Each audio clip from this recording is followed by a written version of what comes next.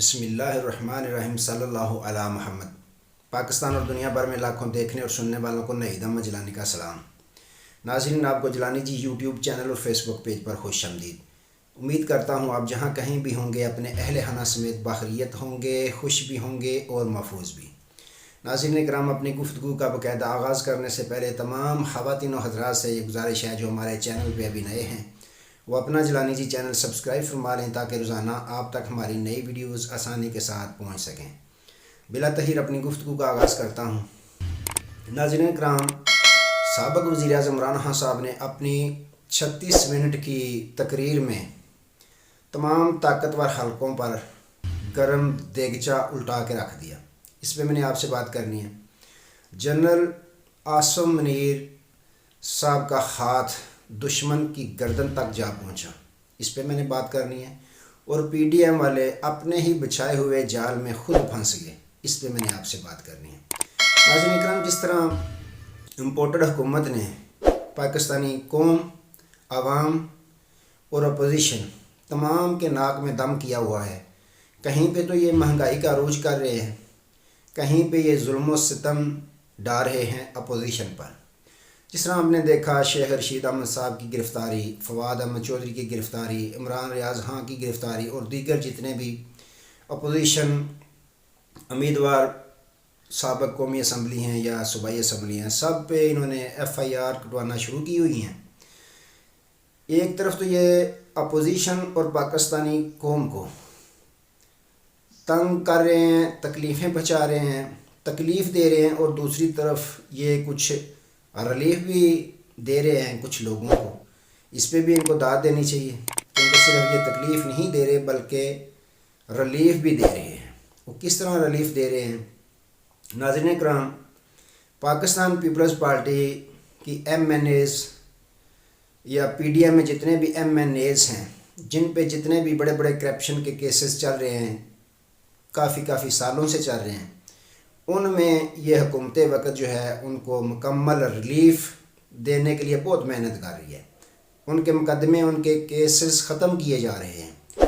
حیدرآباد سے تعلق رکھنے والی ماہرین بھٹو یہ ایم این اے ہیں پاکستان پیپلز پارٹی کی۔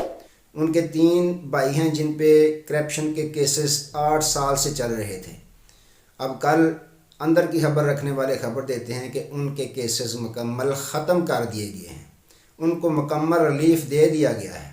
جس مقصد کے لیے یہ حکومت قائم ہوئی تھی، ہم پہ مسلط کی گئی تھی، وہ اپنے مقصد میں پوری طرح کامیاب ہوتے نظر آ رہے ہیں۔ تو ناظرین اکرام، سابق وزیر اعظم عمران خان صاحب نے 36 منٹ کی اپنی تقریر کی، جس طرح وہ اس سے قبل ریاست مدینہ کی بات کرتے ہیں، انہوں نے وہی بات وہیں سے شروع کی کہ ریاست مدینہ کے اصول کیا تھے کہ جتنے بھی قوانین ہیں سب کے لیے برابر ہوں، غریب کے لیے، امیر کے لیے، طاقتور کے لیے، کمزور کے لیے، تمام کے لیے قوانین برابر ہوں۔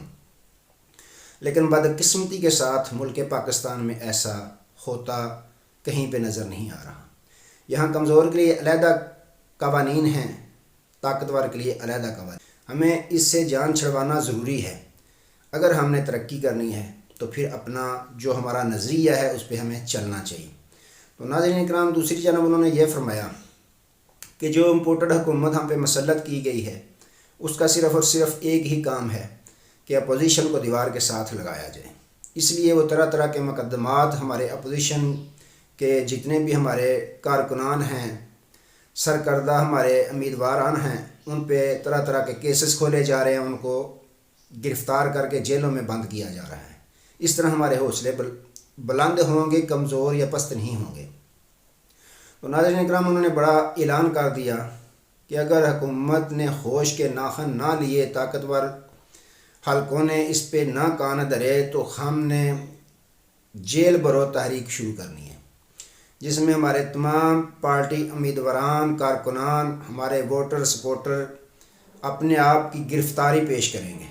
تو ناظرین اکرام، جیسے ہی سابق وزیر اعظم عمران خان صاحب نے یہ اعلان کیا تو ہم عوام میں رہتے ہیں، ہم نے سنا پاکستان تحریک انصاف کے جو کارکنان ہیں ان میں ایک خوشی کی لہر دور پڑی، وہ اپنے آپ کو انہوں نے پیش کر دیا۔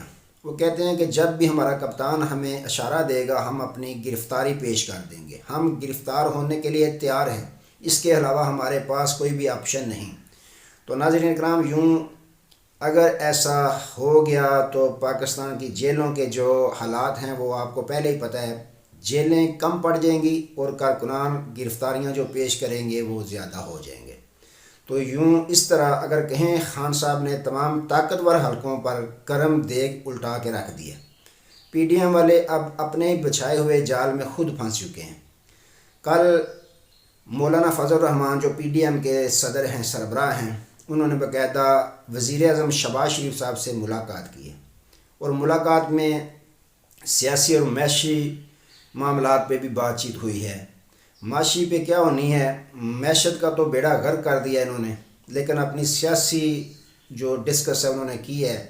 ہوا کیا ہے کہ مولانا فضل الرحمان صاحب نے یہ وزیر اعظم شہباز شریف صاحب کو مشورہ دیا ہے کہ جو ضمنی الیکشن ہونے جا رہے ہیں 31 سیٹوں پر قومی اسمبلی کے، ان پہ ہمیں الیکشن میں حصہ نہیں لینا چاہیے، کیونکہ جس طرح خان صاحب نے پہلے ناظرین کرام اعلان کیا تھا کہ میں تمام 31 سیٹوں پر خود قومی اسمبلی کے ضمنی الیکشن میں حصہ لوں گا، خود لڑوں گا، ان کا مقابلہ کروں گا، تو یہ بھاگ گئے۔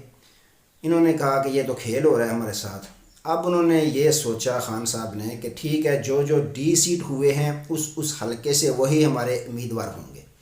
تو پھر بھی یہ بھاگ رہے ہیں، وجہ کیا ہے، کس چیز کا ان کو خوف ہے؟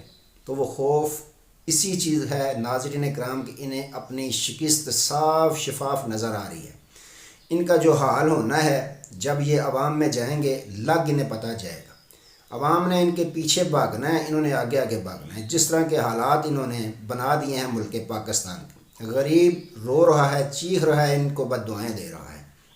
تو ناظرین کرام، مولانا فضل الرحمان صاحب نے یہ مشورہ دیا ہے وزیر اعظم شہباز شریف صاحب کو کہ ہمیں پی ڈی ایم والوں کو ضمنی الیکشن میں حصہ نہیں لینا چاہیے اور یہ الیکشن ہمیں نہیں لڑنے چاہیے۔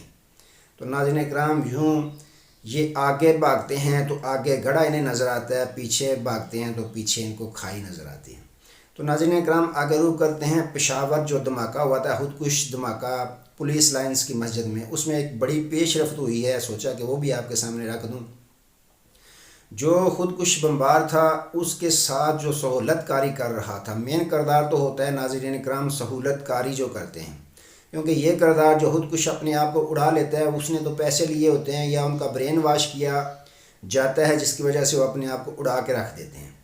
تو جو سہولت کاری کرتے ہیں اصل میں کردار تو ان کا ہوتا ہے۔ تو ناظرین کرام، وہاں پہ بہت بڑی پیش رفت ہوئی ہے، تحقیقاتی ادارے نے تصویر حاصل کر لی ہے، جو سہولت کار تھا اس کی باقاعدہ تصویر منظر عام پر آ چکی ہے، جس میں وہ سہولت کار تھا جو وہ موٹر سائیکل پہ بٹھاتا ہے، خودکش بمبار ہے جو اس کے پیچھے موٹر سائیکل پہ بیٹھ کے اس نے سفر کیا اور رنگ روڈ تک گیا جہاں پہ اس کو اتارا گیا۔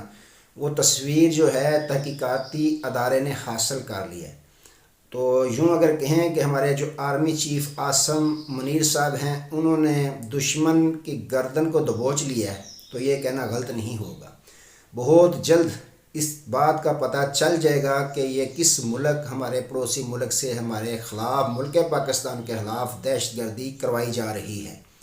تو اس کا پتہ بہت جلد لگنے والا ہے۔ تو ناظرین کرام، جیسا کہ آپ کو پتہ ہے کہ اس وزیر اعظم شہباز شریف صاحب نے اے پی سی میں دعوت دی تھی سابق وزیر اعظم عمران خان صاحب کو کہ وہ آئیں اور ملک میں جو حالیہ دہشت گردی کی لہر چل رہی ہے اس پہ مل بیٹھ کر کوئی لاہے عمل سوچیں، لاہے عمل ترتیب دیں، اس معاملے پہ کچھ گہری سوچ کی ضرورت ہے، ہمیں آپس میں اتفاق کی ضرورت ہے۔ تو سابق وزیر اعظم عمران خان صاحب نے اس کا جواب دے دیا ہے کہ یہ جو دہشت گردی کی نئی لہر آئی ہے، یہ صرف اور صرف اس نااہل نالائق ٹولہ جو ہم پہ مسلط کیا گیا ہے اس کی نالائقی کی وجہ سے آئی ہے۔ ان کے پاس کرنے کے لیے کچھ ہے نہیں ہے، نہ وہ معاملات سدھار سکتے ہیں، نہ ان کے پڑوسیوں کے ساتھ تعلقات اچھے ہیں۔ تو ناظرین کرام، آپ نے دیکھا کہ جو موجودہ وزیر خارجہ ہیں وہ کبھی تو پکنک منانے کے لیے بیرون ملک جا رہے ہیں، کبھی سیر و تفریح کرنے کے لیے بیرون ملک جا رہے ہیں، لیکن ہمارا پڑوسی ملک افغانستان ہے جہاں سے ہم پہ زیادہ سے زیادہ دہشت گردی ہونے کی کوشش کی جا رہی ہے۔ ہمارا دشمن یہ نہیں کہ افغانستان ہمارا دشمن ہے، افغانستان کے حالات کی وجہ سے وہاں ہمارے دشمن جو بیٹھے ہوئے ہیں وہ اس سے بھرپور فائدہ اٹھانے کی کوشش کر رہے ہیں۔ تو ہمارا جو ملک کا وزیر خارجہ ہے بلاول بھٹو زرداری، انہیں فرصت نہیں اپنی سیر و تفریح کرنے سے۔ چاہیے تو یہ تھا کہ وہ افغانستان کا دورہ کرتے، وہاں جا کے بات چیت کرتے، بات چیت سے معاملات حل ہونے کی امید کی جا سکتی ہے۔ لیکن ہمارے وزیر خارجہ صاحب کو فرصت نہیں، وہ کبھی ایک ملک جا رہے ہیں، کبھی اپنی حکومت بچانے کے لیے کسی ملک کے پاس جا رہے ہیں، کسی ملک کے پاس یہ جا رہے ہیں کہ آئندہ بھی حکومت جو ہے ہمیں دی جائے۔ تو ناظرین کرام، خان صاحب نے صاف انکار کر دیا ہے کہ میں اس جو نااہل ٹولہ ہے، نالائق ٹولہ ہم پہ مسلط کیا گیا ہے، اس کی بلائی ہوئی APC میں شرکت نہیں کروں گا۔ ہاں، اگر شرکت کی یہ دعوت دیتے ہیں، ان کی خواہش ہے کہ میں ان کی APC میں جو بلائی گئی ہے اس میں شرکت کروں، تو اس کو انہوں نے اس بات کے ساتھ مشروط کر دیا ہے، شرط رکھ دی ہے کہ سب سے پہلے آپ الیکشن کی تاریخ دیں۔ ناظرین اکرام، یہ بھاگ رہے ہیں الیکشن سے۔ حالانکہ خان صاحب نے یہ فرمایا کہ مجھے یہ امید تھی کہ میں اسمبلیاں تحلیل کر دوں گا تو 90 دن میں ایٹومیٹک انہوں نے الیکشن میں جانا ہی جانا ہے۔ پاکستان کا آئین یہ کہتا ہے کہ 90 دن کے اندر الیکشن کروا دیے جائیں جب اسمبلیاں تحلیل کر دی جائیں۔